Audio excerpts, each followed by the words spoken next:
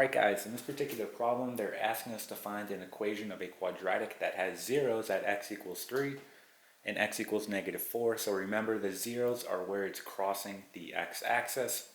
And it's important to understand in this particular problem that there are going to be multiple equations of a quadratic, right, that have these given zeros, right? So you can have many equations, right, of a quadratic with those given zeros.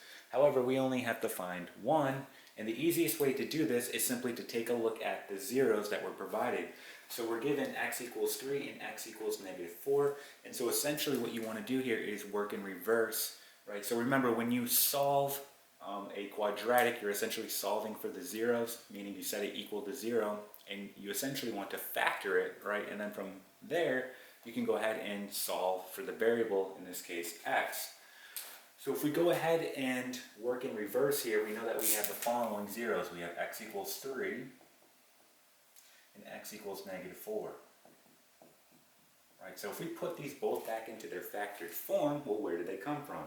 Well, I'm simply just going to move, right, the 3 over to the left and the -4 over to the left.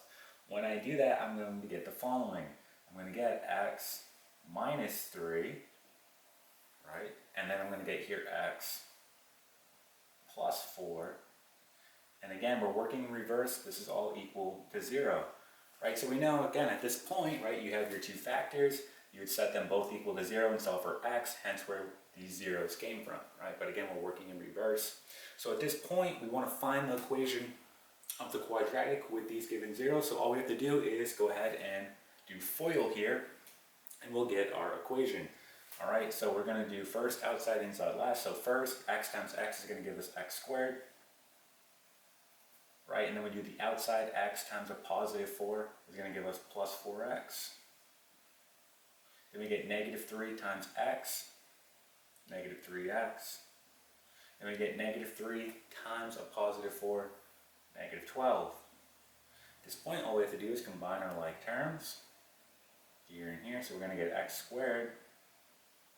We're going to say here plus x and -12.